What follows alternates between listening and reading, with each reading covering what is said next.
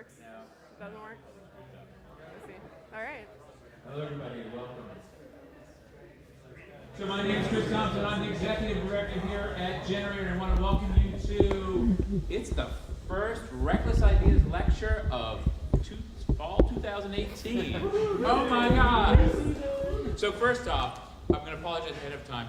We are an active makerspace, and there is a blacksmith workshop happening down there. So there's going to be music happening, very tonal, sort of banging and things like that. So I just thought I'd warn you ahead of time. It's just the nature of the beast here.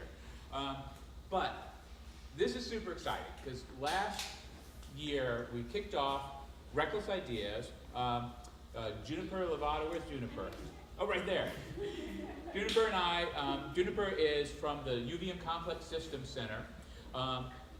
She and I got together to kick off, the idea of a soiree. We were, as universities, you often bring in people from out of state or, away to have them bring their wisdom and their interesting things they're working on here. And the more we talked about it, the more we decided there are so many people doing incredible work, incredible research, and thinking about really, really interesting topics right here in Burlington, in the Burlington environment, that we weren't going to do that. We were just going to concentrate on finding all the secret, amazing people here. And, and they're all walking in. And what I'm really pleased about, though, is that this year we've actually added, where's Robin Perla? Where are you? Robin and back. So we've added onto our little consortium or cabal or whatever you want to call it, the Champlain College's Emergent Media MFA program. Robin is the director of that. And I think it really exemplifies, it's what Generator is all about, which is, it's a collaboration between all these different institutions to actually celebrate what's really special about Burlington and make opportunity for people to explore, to realize things that they're dreaming about, and to collaborate. And so that's why beer and pizza, by the way, is a fuel, for collaboration. And that's kind of the idea. I do want to thank our sponsors. We're actually sponsored by the City of Burlington. And we're sponsored by the Complex System Group of UVM, and we're sponsored by the MFA program in Emergent Media at Champlain College. So thank you all for coming. So I'm so excited tonight to have Lisa Soros, who's a Champlain College assistant professor. And actually, you got your doctorate from Florida Central University? Yeah, Central Florida. Central Florida University. And so I have for a long time been fascinated with the concept of artificial life and AI. My program was never good enough to do really, real AI. It was more sort of like, trash AI. But I'm so excited about this because I think this is really, this is a really exciting area, and I can't wait to hear what you have to say. Yeah, well, the good news is it's about to happen, so you don't have to wait too long.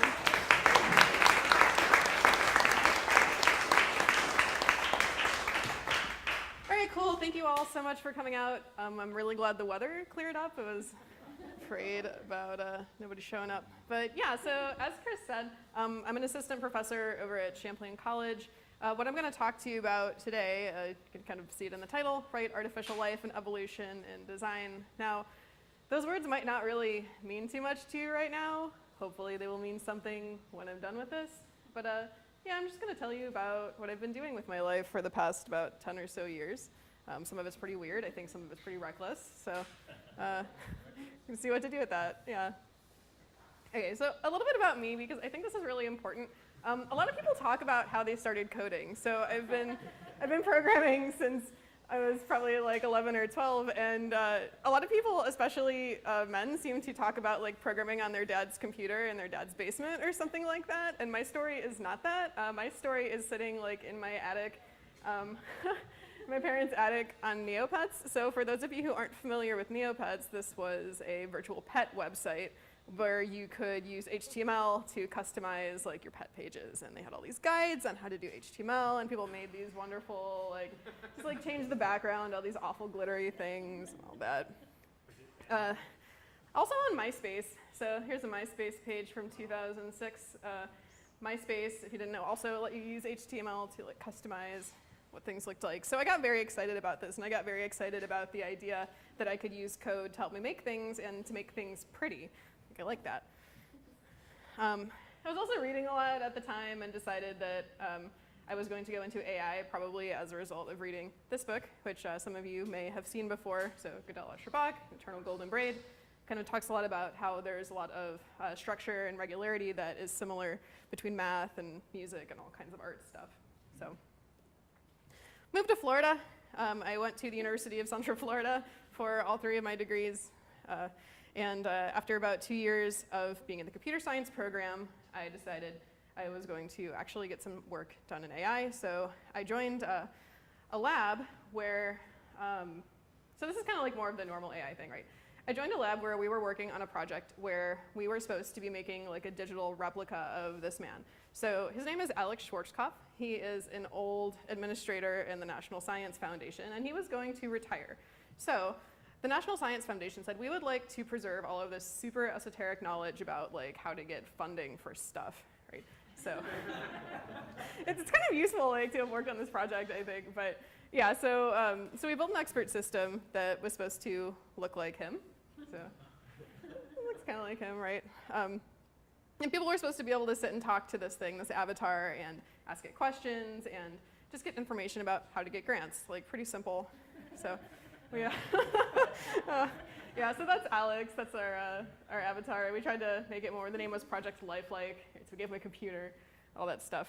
But it didn't really do anything super smart. So expert systems, what they basically do is you ask them a question, and then the system reaches into some knowledge base and basically picks out the relevant information about whatever question you're asking. So if this avatar picked up something in your speech, like the word international collaboration, then it would just jump to, okay, here's what I'm supposed to do if I hear the words international collaboration.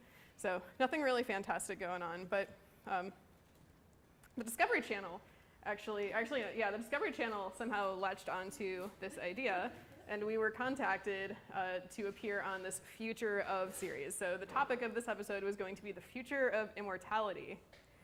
And you can see us on the list here. So computerized doubles that exist in cyberspace. That's what we were making. The idea was you're just going to like upload yourself to a computer and thereby live forever.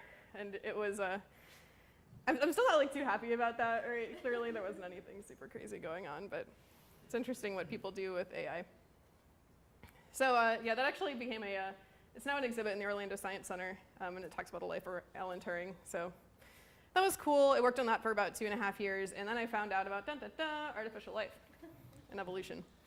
So I really wanted to work on robot dogs. This is a Sony Aibo, and there was a lot of research going on with robots that would actually like learn to do interesting things by exploring. So they learn like how to use their arms and how to catch a ball and stuff like that without a human necessarily telling the system what to do. So I wanted to do that work. Unfortunately, we didn't have any robot dogs at UCF. I still don't have a robot dog. I'd like to fix that situation. We're not there yet. But anyhow, so I started working with a professor at UCF named Ken Stanley. Some people may know him here. But he was looking more at like evolutionary kind of stuff. So I'll tell you in a minute what I mean by evolutionary stuff and how that works in a computer, but the things we ended up doing were like using an evolutionary kind of method for getting little robot swarms to like coordinate with each other, for instance. Or it's like a classic learning to evolve like different ways of walking for a hexapod robots. These are projects we worked on.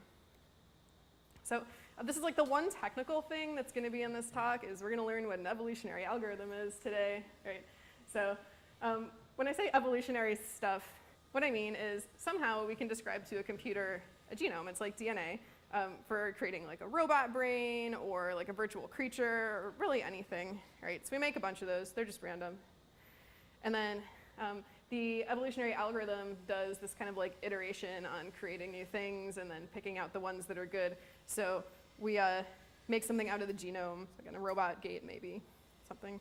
And this part's important. So there's some sort of fitness function. So there's some sort of idea that some things are better than other things, probably in a measurable way. So if we wanted to get a robot that was going to walk, we might say like we want the robot to walk really far. So the fitness function is going to say you walked far, that's great.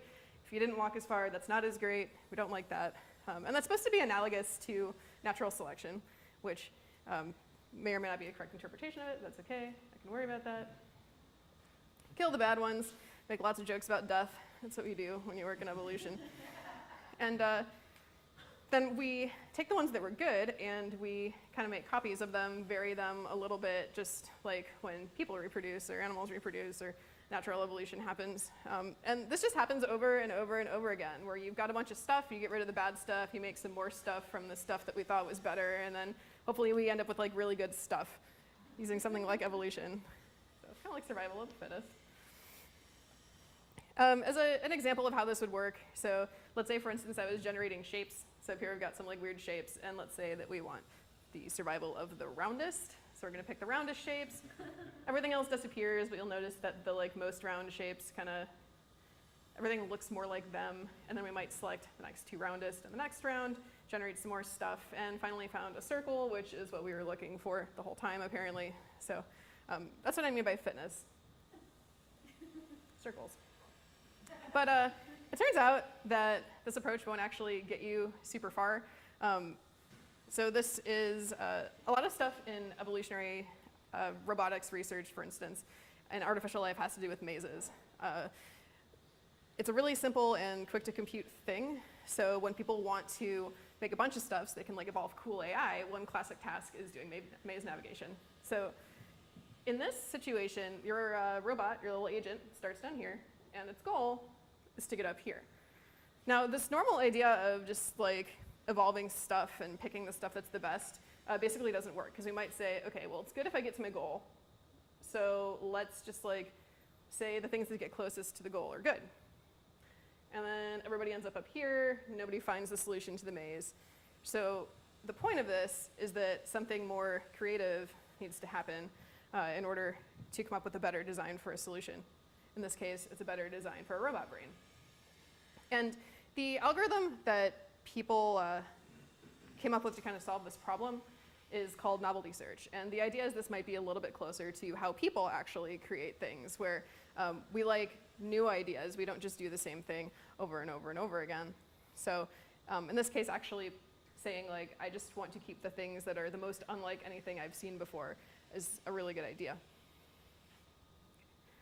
So that's just like a basic idea of like, this is evolution. This is the kind of stuff we're talking about when we talk about evolution. And another fun project, this is a system called PickReader. So a lot of evolutionary stuff depends on how you're defining this like fitness idea. So how you're defining what's good and what's not. And it's interesting what happens when we can actually add a human into the loop. So in this case, what this program I'm going to tell you about does is it creates pictures. So anything that you can describe, we can evolve. You can describe a picture, we can evolve pictures. And in this case, what you actually have is a human who's selecting which pictures they like the best, and you're going to create more pictures based on like whatever the person picks. So the human is then using this evolutionary algorithm as a tool and creating this kind of like interactive loop. And the system makes pretty weird stuff. A lot of it doesn't look like anything that a human would ever make. But with enough iterations in the system, a lot of times people found stuff that looked like apples, looked like spiders. But it was very hard to control. And these experiments kind of revealed a sort of truth that seems obvious to people, but not so obvious from a research perspective, which is that a lot of times the best way to get to something difficult is actually not to kind of tackle it straight on. But, okay. So we had this idea of like, what can we do with a human using AI to help them do stuff?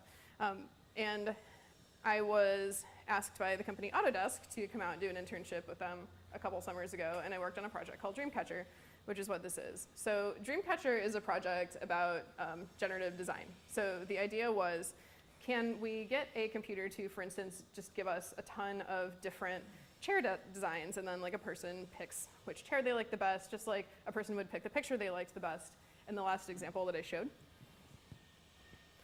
it was pretty cool. So the idea was like this kind of transparent looking shape is what the human makes. So they're kind of defining a problem space.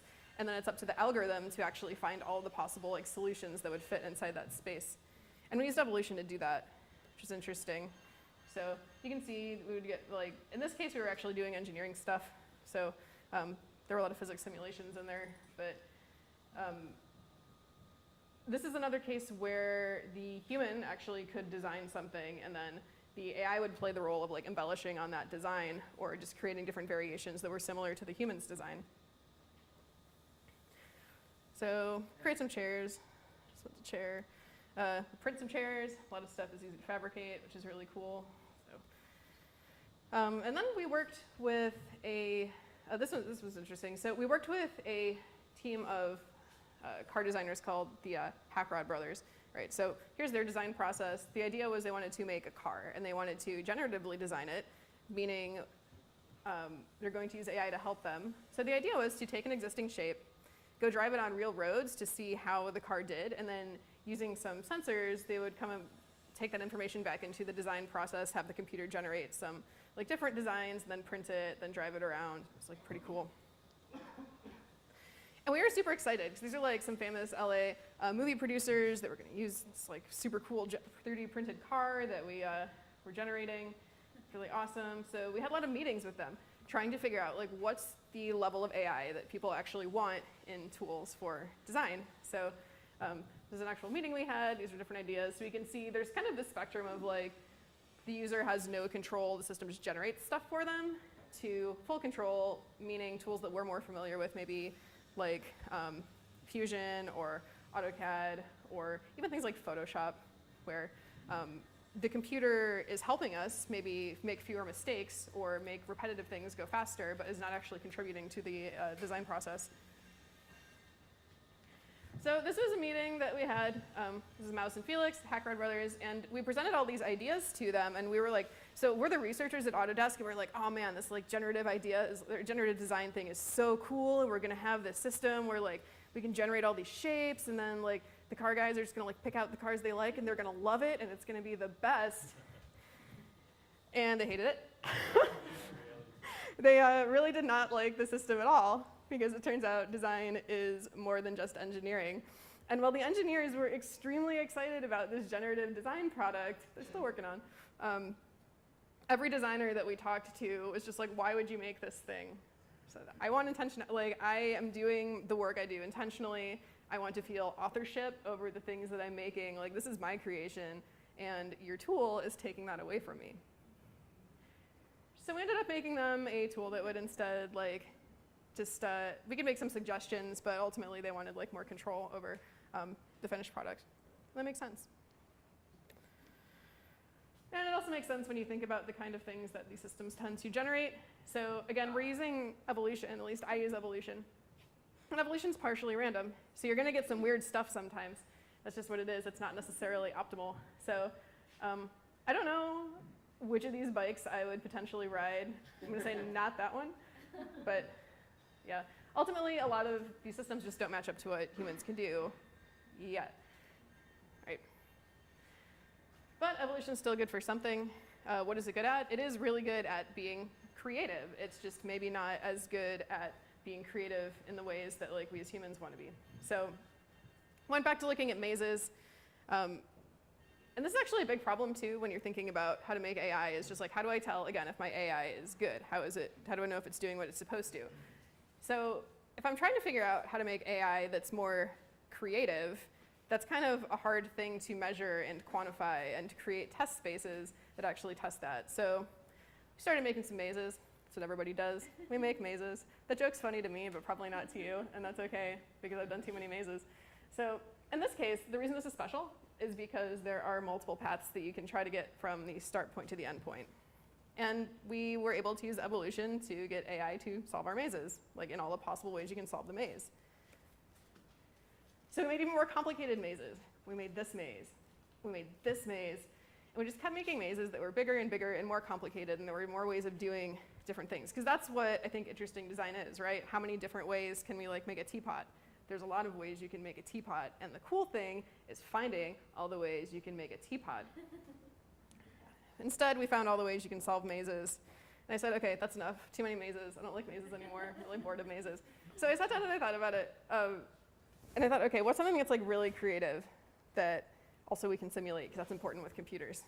I thought about Minecraft. Yeah. So the idea here is really the opposite of these normal approaches I'm telling you about, where you say, okay, I know what's good, I'm going to find a way of quantifying what's good, and I'm going to evolve something that like follows that line of what's good. So in this case, we evolved AI that didn't have any goals. Usually there's a goal like try to get your robot to walk the farthest or whatever, and we just said, okay, what if we just give this AI the freedom to just start like building stuff? Like what'll it do? I don't know, let's just see what we can get. So I will show you what happened here, what this world looks like.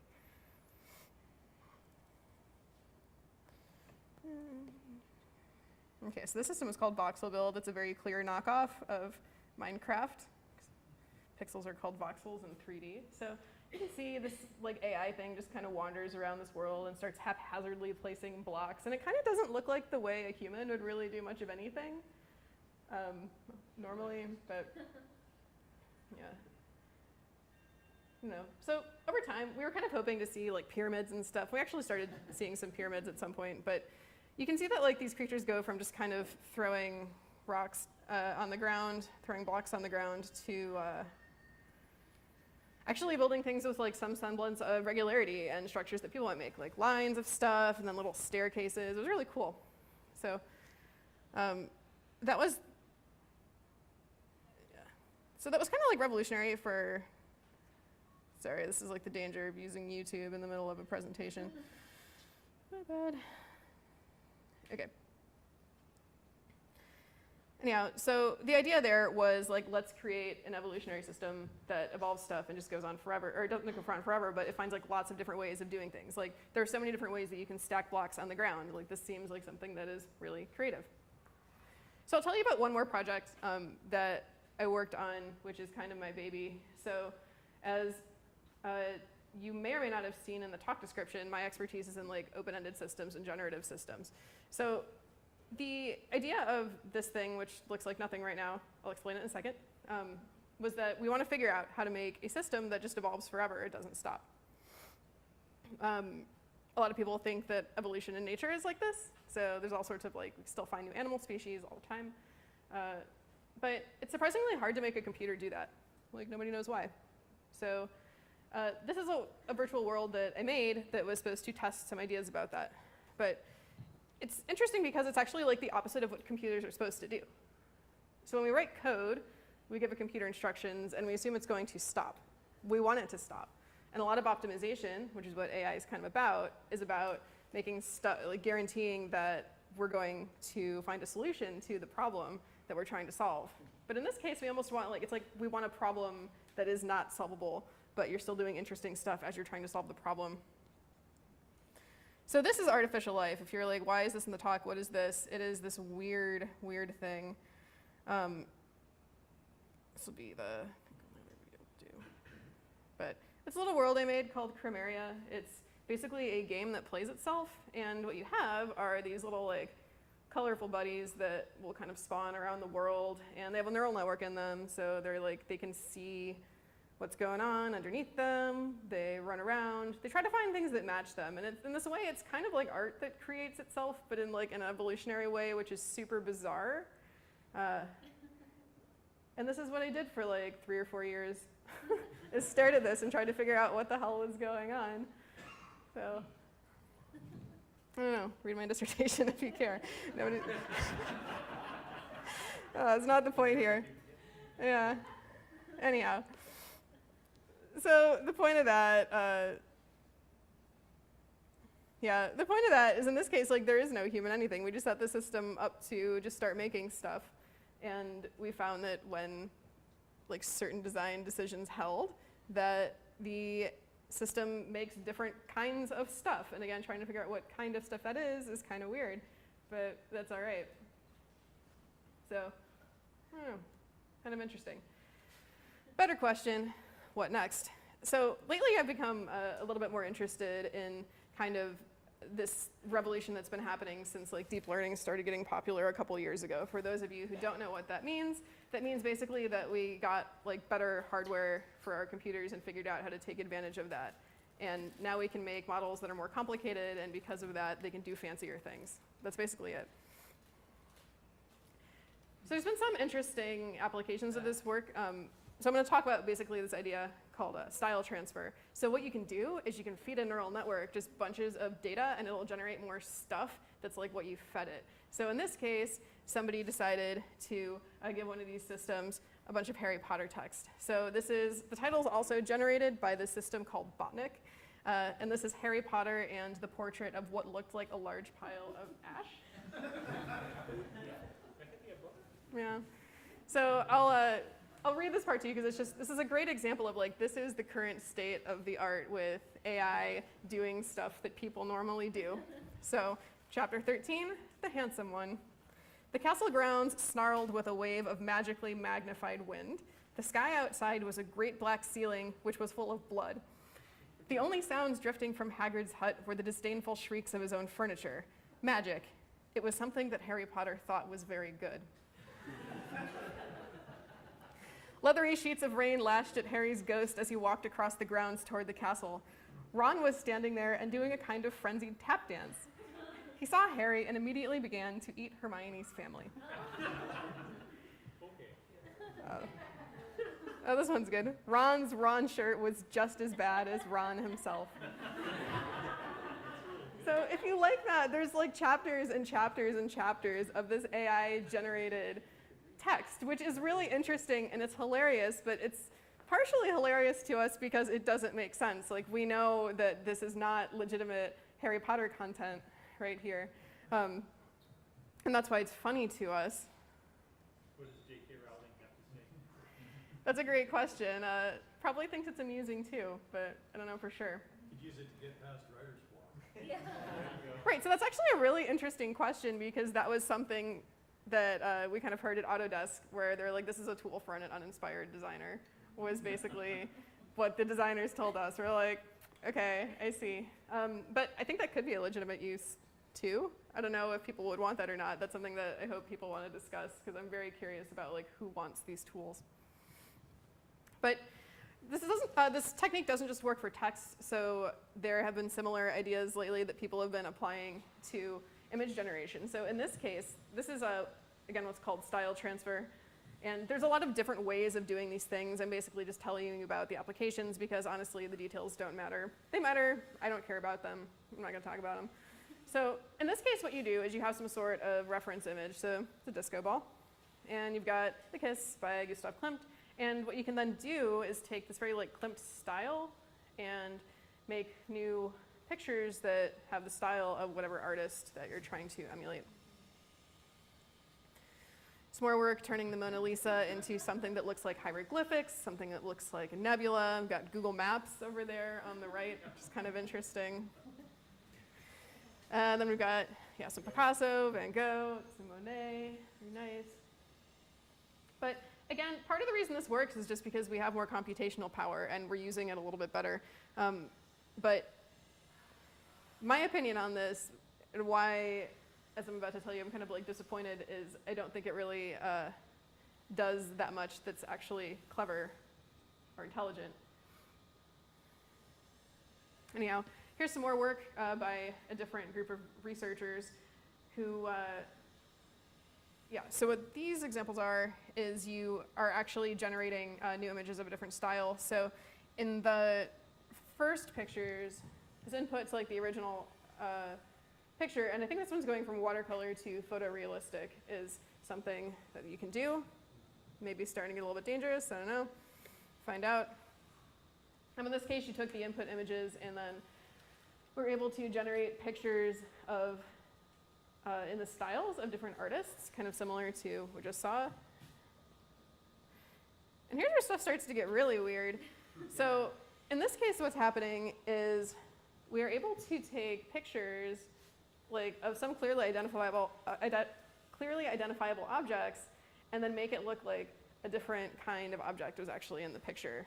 So I have a picture of a horse, looks like we have a picture of a zebra, but these output images are completely generated by AI.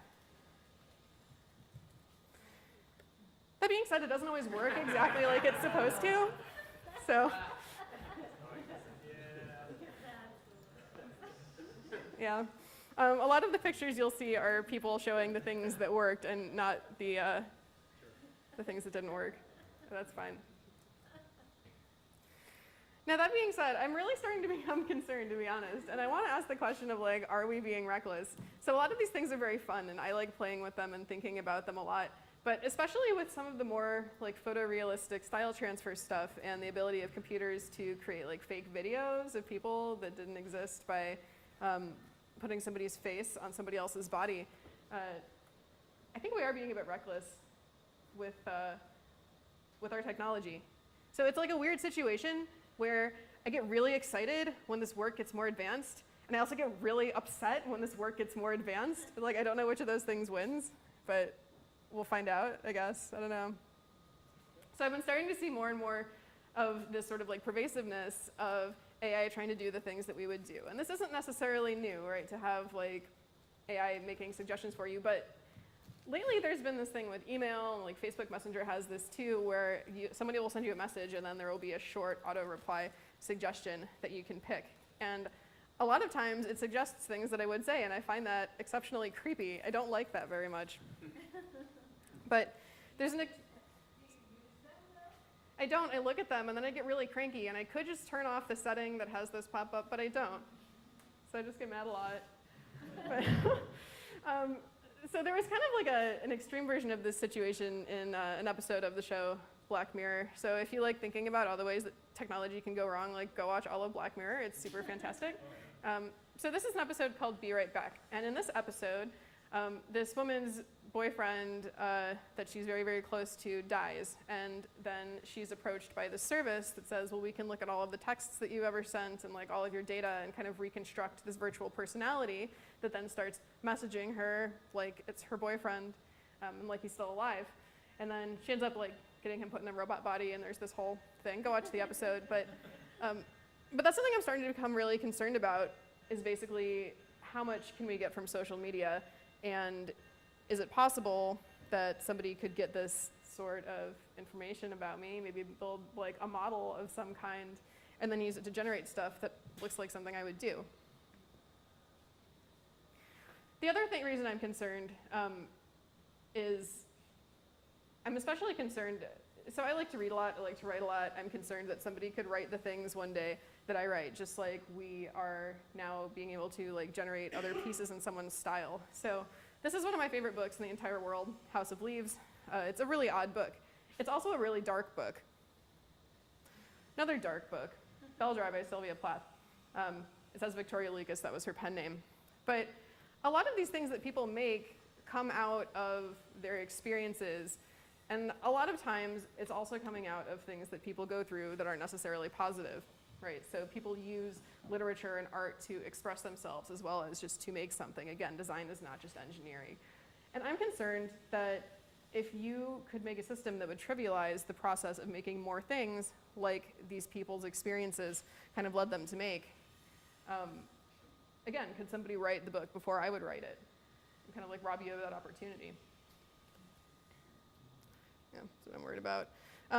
One last thing I do want to throw that I think maybe is a little less far-fetched or a little less farther in the future is this idea of style transfer again. So if you don't know, Urban Outfitters sometimes like rips off small artists and finds things that they've made and then sells them. So this is an example of a pattern that a independent artist made and was selling stuff on Society6. And Urban Outfitters then released a skirt which looks suspiciously like that pattern over there. Now, we don't need AI to do this. Like, anybody can be lazy and just go steal somebody's designs, but are AI systems making it easier to take an artist's work and then generate t-shirts in their style that are not necessarily, I don't know, copyrighted, protected? I think it's a huge problem with policy right now that this is necessarily the case always, that technology evolves faster than the policy surrounding it. And right now I think we're having, like, this particular issue of creative AI is really weird with respect to copyright. And I'm worried that we're not kind of protecting people there. And I'm not entirely sure what the solution might be. I'm very interested in thinking about that. I don't know, can you like patent your own style? Is that something that's possible? And say, if somebody knows more about that, please tell me, because that's why I'm here, is to have a conversation, and I'm not a lawyer. I would say no. I deal with copyrighted software. Copyrights are about very specific designs. And The other thing is, it's not just AI. I mean, the degree of variation can be executed by a person or an algorithm, and that degree of variation is what your legal policy has to be based on, not the executing agent. Right. Yeah, so there's one point I think of contention I have in there, or the idea that I think there is one difference. So one thing that's important to think about is, like, is there anything special about computers or computational power now? Because it's always been the case that technology has come along and disrupted things and started doing things that people did, like printing presses at the time were like something that was really revolutionary. But I think the speed at which computers can do things is something that's important to consider. That accelerates the need for the response, perhaps. Yeah, I don't disagree with you. I I think that's probably true. Carry one of these in their pockets now. People that used to make maps, right? Photographers. Is that a job now? Yeah. AAA doesn't do triptychs. They still do triptychs, but I think it's a very reduced subset. So yes, computers have shifted us. Yeah. I think they're going to continue to shift us quickly. So that's basically yeah. I was just gonna say that's basically like the end of stuff I had. But I just want to hear more and like talk more with people. So questions are good. I'm going to say that the human creative potential is so great that all it does is raise the bar. That this just gives us more opportunity to transcend what the computer can do. Like the computer can make a maze, so what? Yeah.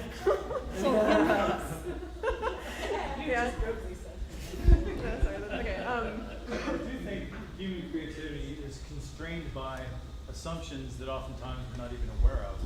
And one value of this sort of thing is exploring spaces that are in the blind spots of our assumptions. And that aren't intuitive.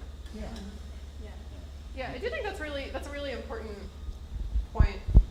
And in some cases, I think that's really, really good. Like, let's think about, I don't know, cancer research or something. Maybe we can find some sorts of solutions that we wouldn't have thought of. But then there's like the flip side of it, whereas like, are there things that we really only want humans to do, like writing?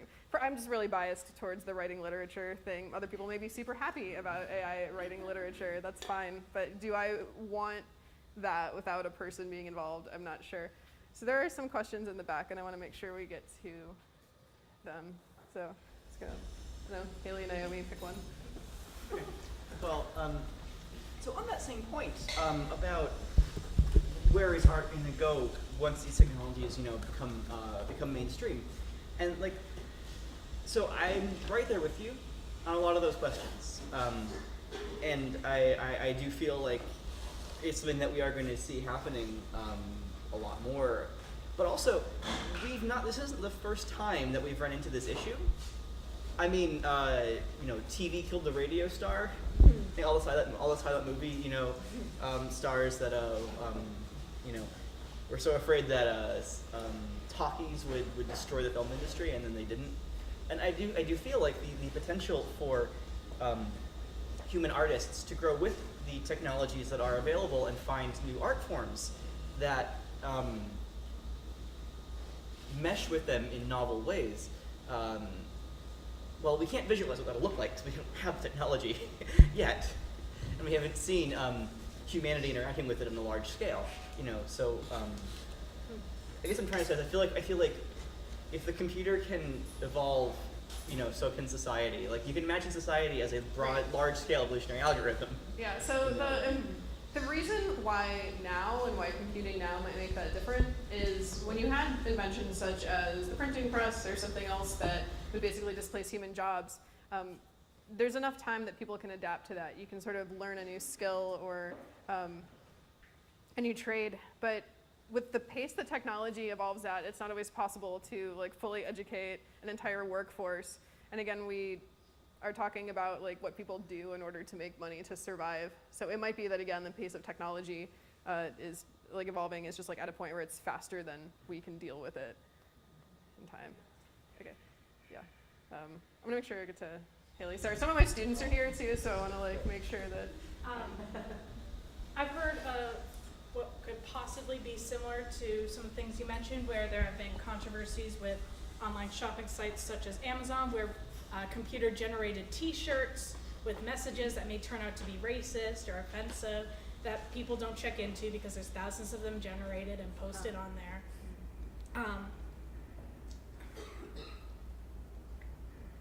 Is that, sorry.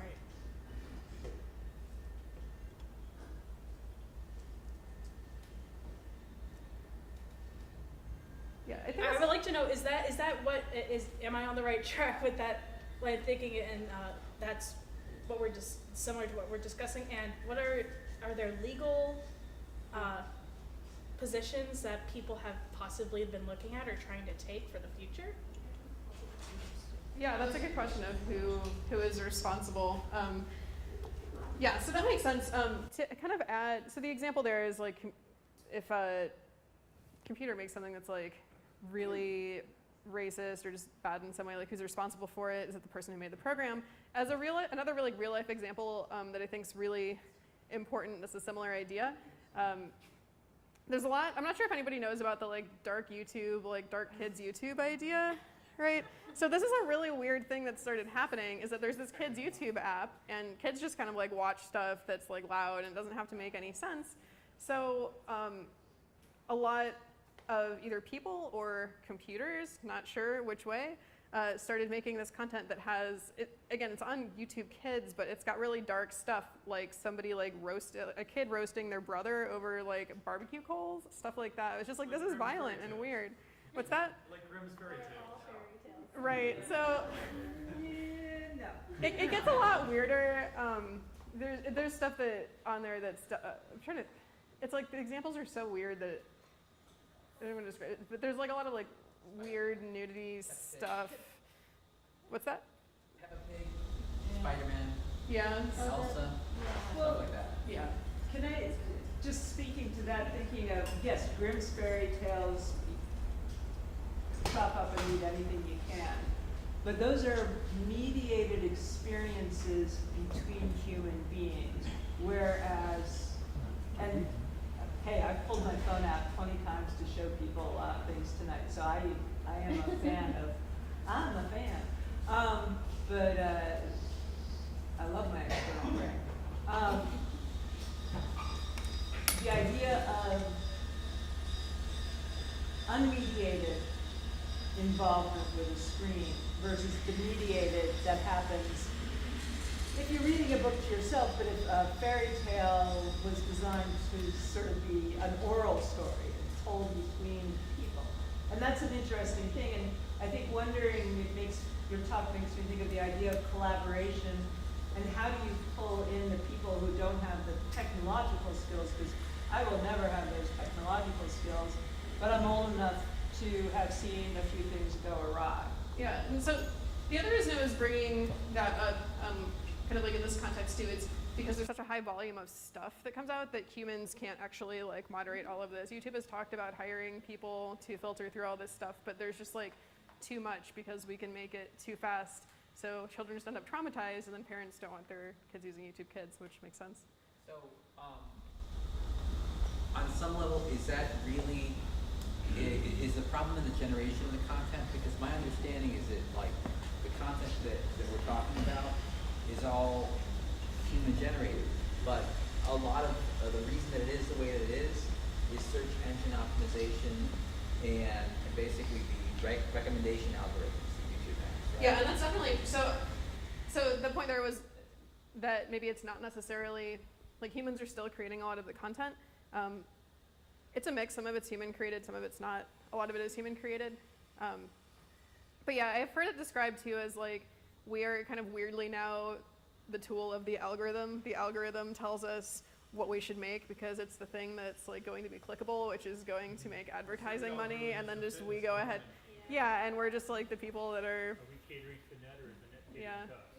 Yeah, there's a really interesting talk on YouTube. There's a TED Talk about that. I can't remember the name of, but it was a really good one. You'd ask whether there was, the death of literature or the death of creative writing. I think that there'll be I think there'll be a renaissance. I think we're gonna go back to like buying an old wooden boat. It's like there's something about an old wooden boat. Or buying a piece of sticky furniture. You handcrafted. Everyone is different. The upholstery is just so. It's like you can mass produce it. You can 3D print it. You can do whatever you want. You can get Warhol's weird looking stuff that he was making, but you're gonna go back and get that shaker table and say somebody made that. It's an interesting point. So I've been thinking about this. I think that's, so the point was people are still going to want, like, people made things, maybe appreciate them more. To an extent, I think that's true. It's been interesting living in Vermont and seeing the way that people really appreciate, like, local handmade things here, which is not true of everywhere else in the country. Partially maybe due to just more economic strain, I don't know, or like more availability of cheap things. But yeah. It was really special moving to Vermont and like seeing the way that culture's kind of changed. I think there's a culture that attracts other people that like that culture. Yeah. So I'm gonna get to Jane's and her hand up for a bit. Yeah, so I thought it was fun that you brought up the like suggested responses that Google will give you for emails and texts and things like that. And I had this like idea for a performance art piece where you just live your life only responding to every email and every text message with those like pre-formatted pieces. And then I was thinking about the Black Mirror episode that you mentioned also. And so I'm wondering if there's not tremendous potential with human-created creativity being reactionary to these systems, and if there are other examples of like human-created art that is specifically addressing this problem that you've seen. Yeah, I would say probably that's not my area of expertise, but maybe somebody else can help out there. Sure. Okay. Yeah, Josh. So I'm probably much more of a techno optimist than most of the people here. But getting back to this point about like your wooden boat and your bespoke like creations, I see the potential of these algorithms not to like just make things that are generally consumable, but you have algorithms that are learning from your individual preferences and creating unique instructions of whatever it is for an individual person. And so I don't care that, okay, we're gonna have all this generated literature and art. Well, that's generated for me, and I can appreciate that. Now, the concern is that a lot of art is shared communal experience, and are we going to lose that? That's more of a concern of mine. And is this just going to overwhelm us? I have another concern to add to that, which is if you only are looking at things that are generated for you, you're never going to challenge your tastes in any way. But I think those are both, like, it's an interesting point that I think is true. These are all good points. Okay, people. It's going to go with you in the middle. So a lot of these ethical questions we're talking about have to do with us, like humans as consumers. Do you think we'll ever get to the point where the AIs are the consumers of this art? And if so, what happens then? What do you mean by AI? Well, I mean, we're the marketplace. The humans are the marketplace for the art or the creations or whatever it is. We're already seeing AI stock trading. Imagine AIs are the ones who are watching the movies or reading the books. Then what happens when that value system is completely turned upside down? So you have to, the AIs unionize and you have to pay them for the stock trading. Now they've got money, so they need to consume things, and then we start providing what they want to consume. But if they are consuming to learn so that they can make their next creation, then will they start consuming? Have you seen the movie She, which is the OS in the phone? No, I haven't. Her. It was her. Oh, okay. Her, you do know about. Yeah. Okay. There's been a hand up in the back. Yeah. So I think this is a perfect way to kind of illustrate to lawmakers the importance of policies regarding our data. It's kind of like a proof ad absurdum. You know, it's like, do you really want to live in this absurd world where you lose your entire identity? So I think the stronger this technology gets, the more of a case that can be made to lawmakers about the importance of keeping our data private. Yeah, I hope that that's where things go. We'll see. I mean, maybe it's also our responsibility as, artists, scientists to be more active in policies, because the more potential there is, the more we have to work to control that potential. So if we see something really powerful, it's just as much our responsibility to make sure that potential is, there are boundaries placed where they should be. Yeah, I agree. That'd be nice. Okay. So I'm kind of curious, similar idea of a question around, but also around the feedback that goes into these systems.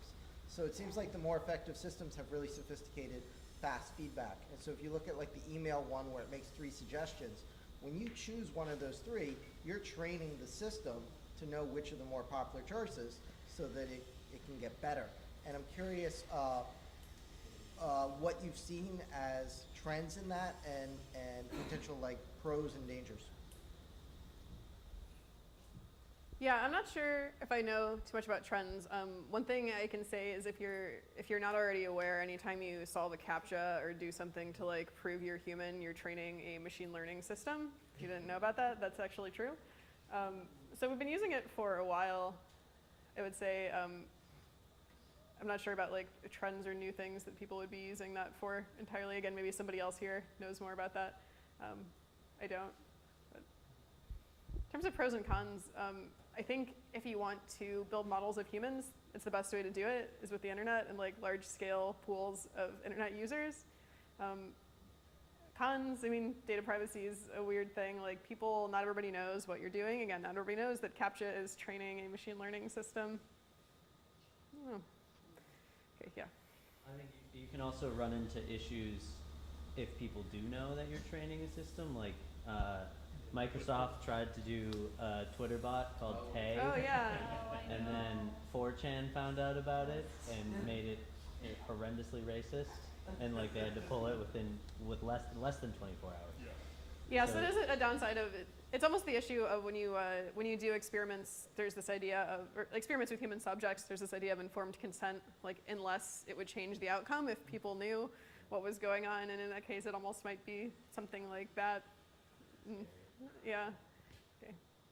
Yeah, I'm curious and very surprised that the field of artificial intelligence went towards replicating human behavior and being creative and doing art, and not going towards like pure logic and doing mathematical proofs. Right? Is there like a case where you just feed a lot of proofs to an AI and you ask it like make statements that are true until you go like somewhere crazy and then tell me what you figured out? So the kind of like logic prover stuff was more where AI started, and then we kind of got away from it over time. My father is one of the first people to create an automated theorem proving system, and there's a system called TPS that's running on the Carnegie Mellon website, and it can prove any theorem. It's limited by processing and memory constraints. So that's done. So there are cases of new theorems where mathematicians would look at it and be amazed at the creativity in a way. Like we would never have done that, but the system has done it. Which in my mind is just as creative. I can't speak to that. It certainly does optimize the paths that it took to find that proof. Yeah, and the way you phrased that was interesting, because that was basically the point of that weird abstract virtual world was like, how can we make something that like when I come back and check on this thing in a couple days, like I'm gonna be surprised. Like human surprise and interest is a perfectly fine like fitness function too, kind of thing. Yeah. Okay.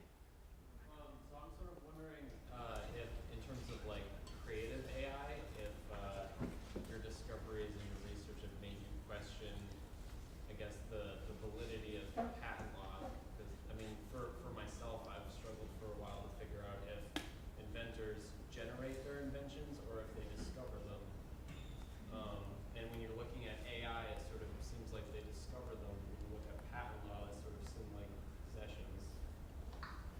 Yeah, I don't think it's made me change how I think about patents. I do think that question of like, it's kind of like what is inspiration or where do ideas come from is interesting. But I think if you're going to take the position that you just discover things, don't actually create it, that may be true, but that means we can't have a patent system. Yeah. And I think it's useful enough for things to some extent that I'm comfortable with not worrying about it at that level.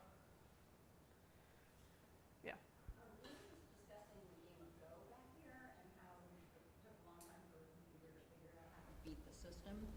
And what I wanted to say was, I'm an artist, and you know, when I go through the creative process, I build on what I know or what I see. So I study, and then I paint, and then I make shit, and then you know, I do virtual reality in my mind all the time. So I'm just thinking that like, if we're not jealous of this, like if we don't approach this technology as something that's threatening somehow, that we can totally advance beyond it faster than you can invent it. I think that's a really interesting point. I kind of like that. So I would say just like do that. I'm really interested to see what people do if they're like kind of fighting the existential threat of AI. Yeah. So, Josh's question, your response to it, I think that's been a little bit different. Do you think there's any possibility of using novelty search to break up echo chambers in some way? That's a complicated question. So there may be some other people here who would be more knowledgeable about that question. Just kidding. I'm not kidding. I'm just not forcing people to answer questions. I think the question. Oh, sorry. No, it was just I think the idea of like, could we use an algorithm to affect this problem of like echo chambers is difficult because people don't like having their echo chambers disrupted. Yeah. Right? So a lot of times,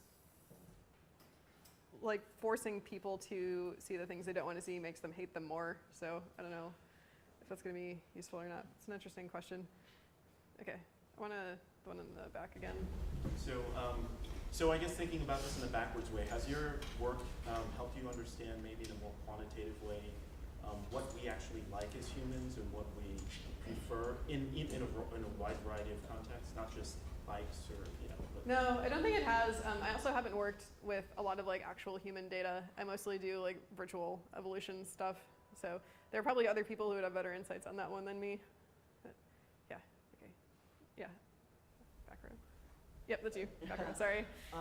So I guess going back to the point that you were talking about with the designers not really liking the idea that they didn't have control over the design that was being made, but the potential that maybe seeing what the AI created would inspire them to create something in a new or different way. And I guess looking at things that like OpenAI was doing where they were programming hands to manipulate cubes in certain ways, and they found ways of even manipulating a model of a human hand in ways that humans didn't normally. And I guess if there were any like particular applications where you felt like AI was really giving an especially what's the word I'm looking for? Really giving like a creative edge for people. Like if there was a specific example where you felt like AI was really inspiring, whether it was engineers or artists, in a way that maybe other humans weren't able to inspire them. There probably are. I don't have examples off the top of my head, but you did get me thinking about artists who actively use like generative kind of processes in their work. Like Brian Eno has some entire like generative albums that are kind of interesting.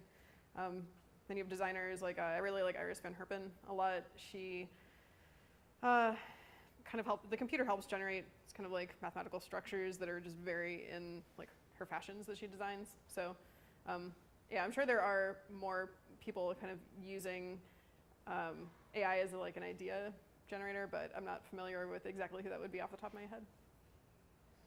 Let's take one more question. Okay, yeah, that sounds good. Is there anybody who hasn't asked one yet that wants to? Okay.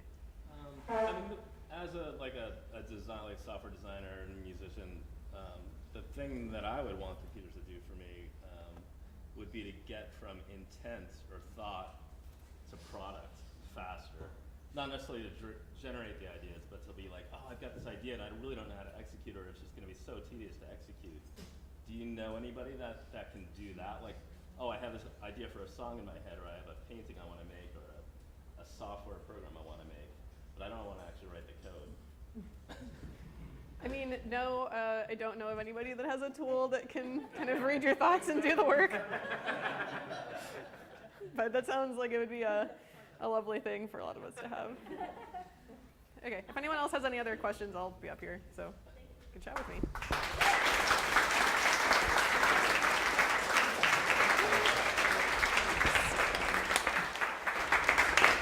So thank you very much. Fantastic. So the point of this also is you're welcome to hang out afterwards and talk more. I mean, this is just supposed to get things going and get people talking. So I do want to point out in 1 month on the 24th of October, we have Paul Budnitz will be our next speaker. Paul is a serial entrepreneur who started kid robot. He started butting its bikes, and I don't know if you guys have all heard of Ello. It was like, you know, social media, you know, Facebook killer for creative people, and it just blew up in just a short amount of time. He's really, really an interesting fellow, and so we're excited to have him. And I think it's a perfect way to continue on with the series. So thank you guys all for coming. Hang out, eat more pizza, please, and we'll see you next time.